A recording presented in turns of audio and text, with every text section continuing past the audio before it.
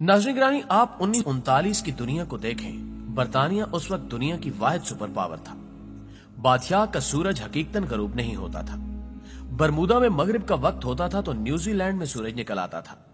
कलकत्ता अंधेरे में डूबता था तो साउथ अफ्रीका रोशन हो जाता था। फिजी के जजीरों की रोशनी मध्यम पड़ती थी तो जब्राल्टर में सूरज उगाता था।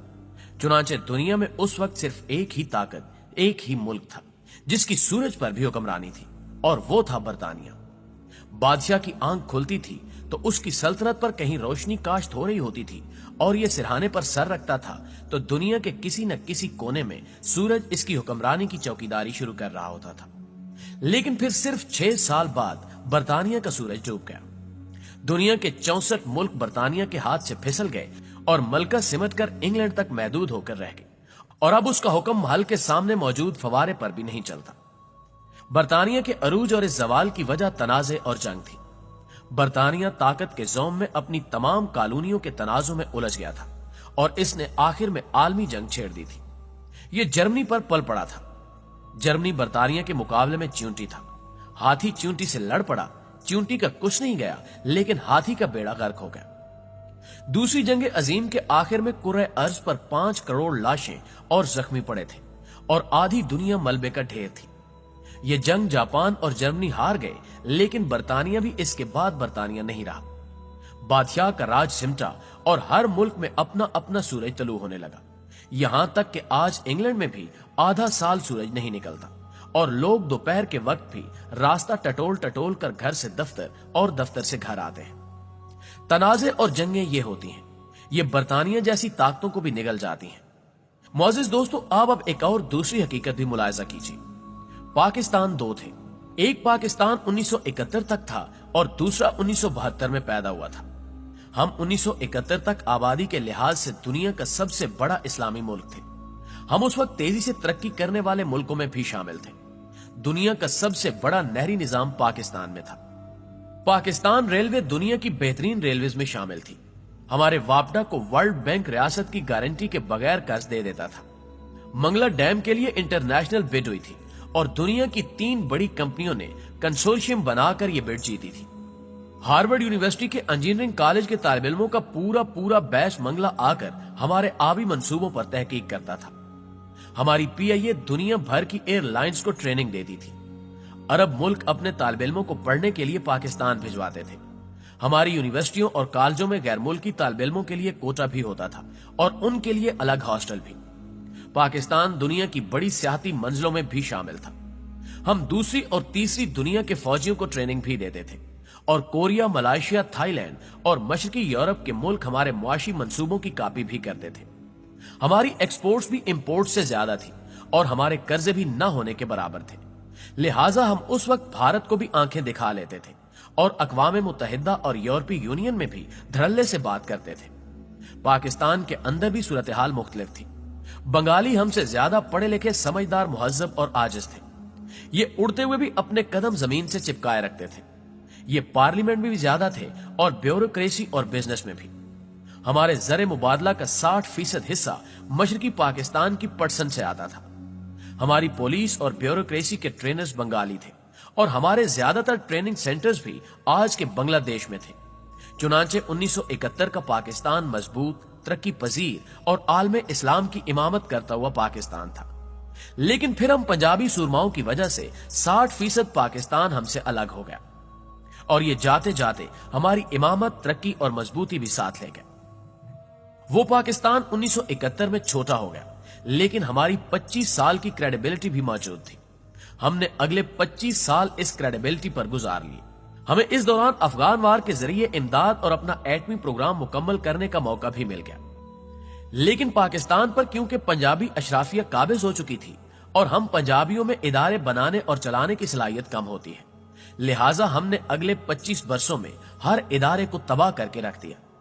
दुनिया की दूसरी बड़ी स्टील मिल हो, पीआईए जैसा इदारा हो, वापडा हो जो कभी मुल्क की साउंड गारंटी होता था, रेलवे हो, दुनिया का सबसे बड़ा नहरी निजाम हो, डैम हो या फिर तालीमी इदारे हो, हमने तमाम इदारों का जनाजा निकाल दिया।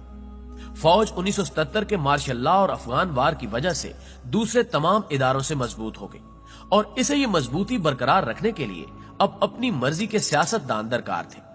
लिहाजा ये नई सियासी क्यादत के नाम पर कमजोर, नालायक, अनपढ़ और करप्ट लोगों को सियासत में ले आई और ये नई सियासी क्यादत बाद अज़ां अपने इक्तिदार के दवाम के लिए अपनी मर्जी के सिलेक्टर्स लाने लगी और ये दोनों मुल्क मिलकर अदलिया को सिलेक्ट करने लगे। अदलिया ने अपनी सपोर्ट के लिए मर्जी की बार्स बनाना शुरू कर दी और वकला के धड़े बिजनेसमैनों, सियासी जमातों और मजहबी तंजीमों की पुष्टपनाही करने लगे और यूं मुल्क में धौंस, धांधली और खरीदो फरोख्त का सिलसिला शुरू हो गया। इस सारी कंफ्यूजन और क्यास के दौरान दो नए पावर सेंटर्स ने भी जन्म लिया। पहली ताकत मजहबी तंजीमें थीं और दूसरा मीडिया था। ये भी मैदान में कूद पड़े और रही सही कसर भी पूरी हो गई। इस सारे खेल के दौरान दो बुनियादी इदारे कत्ल हो गए। पहला इदारा ब्यूरोक्रेसी था, यह मुकम्मल तौर पर खत्म हो गई।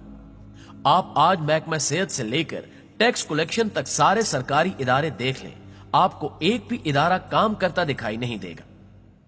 नाज़रीन ग्रामी, आप दिल पर हाथ रखकर जवाब दें, क्या फौज, पार्लियामेंट और ब्यूरोक्रेसी के किसी रुकन का कोई बच्चा सरकारी स्कूल में पढ़ रहा है?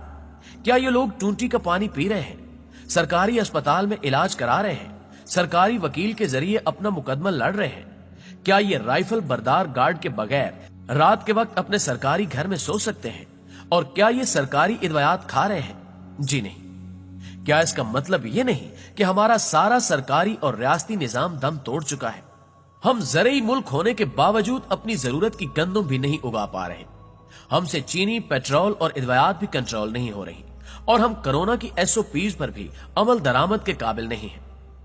रियासत की हालत यह है कि ये फैजाबाद का धरना खत्म कराने के लिए भी मुजाहिरीन की तमाम शराइत मानने के लिए तैयार हो जाती है। गोया हम एक ऐसा मुल्क बन चुके हैं जिसमें सिफारतकारी के फैसले भी धरनों के जरिए हो रहे हैं। मुअज़्ज़िज़ दोस्तों, आप आज अदालतों में चले जाएं, मुकदमों का अंबार है और जजेस मौजूद नहीं है। अस्पतालों का दौरा कर लें, सड़क से ऑपरेशन थिएटर तक मरीज ही मरीज है। तालीमी इदारे डिग्रियों की प्रिंटिंग प्रेस बन चुके हैं। ऐवान सदर और वज़ीर-ए-आज़म हाउस में भी साफ पानी और खालिश दूध नहीं मिलता। पाकिस्तान हेपेटाइटिस C में दुनिया में दूसरे नंबर पर है। 52% आबादी ब्लड प्रेशर की मरीज है। हम शुगर में चौथे और टीबी में दुनिया में 5वें नंबर पर आते हैं। दुनिया में सिर्फ 2 मुल्कों में पोलियो मौजूद है और हम दूसरा मुल्क है। मुल्क में मजहबी मुनाफरत इंतहा को छू रही है। कोई किसी को भी किसी भी वक्त काफिर कहकर वाजिबुल कत्ल करार देता है और रियासत पतली गली से निकल जाती है। लोग अदालतों में कत्ल हो जाते हैं और जज और वकला जमीन पर लेटकर जान बचाते हैं और इसके बाद रियासत में कातिल को कातिल कहने की भी हिम्मत नहीं होती। हमारी पूरी इकोनॉमी कर्जों की मरूने मिन्नत है। आज चीन, सऊदी अरब और अमेरिका हाथ खींच लें, हमें आज FATF ब्लैक लिस्ट में डाल दें तो हम कल डिफॉल्ट कर जाएंगे। लेकिन 1971 का पाकिस्तान इससे बिल्कुल मुख्तलिफ था। सदर भी टूंटी का पानी पीता था और उसके बच्चे भी सरकारी स्कूलों में पढ़ते थे। नाज़रीन ग्रामी, ये हकायक खौफनाक है, लेकिन इन हकायक से भी ज्यादा खौफनाक हकीकत यह है कि हम इन हकायक को हकीकत मानने के लिए तैयार नहीं है। हम ये मानने के लिए तैयार नहीं है कि दुनिया बदल भी चुकी है और ये हमसे बहुत आगे भी जा चुकी है। हम ये मानने के लिए तैयार नहीं है कि हमारे सारे मसले हमारे अपने पैदा किए हुए हैं। हमने दुनिया में अपना कोई एक दोस्त भी नहीं छोड़ा। रूस से लेकर अमेरिका तक हमने सबके साथ सींग फंसा रखे हैं। हम अंदर भी लड़ रहे हैं और बाहर भी। हम चिड़िया घर का एक हाथी नहीं पाल सकते, लेकिन हम दिल्ली के लाल किले पर परचम लहराना चाहते हैं। हम ये मानने के लिए भी तैयार नहीं कि हम दुनिया में गैर मुतलका हो चुके हैं। आज सऊदी अरब ने तारीख में पहली बार भारत के आर्मी चीफ को सरकारी दौरे पर बुला लिया और अमेरिका और OIC ने कश्मीर पर भारत का मौकफ मान लिया। हम ये मानने के लिए भी तैयार नहीं है कि बांग्लादेश भी हमसे आगे निकल चुका है।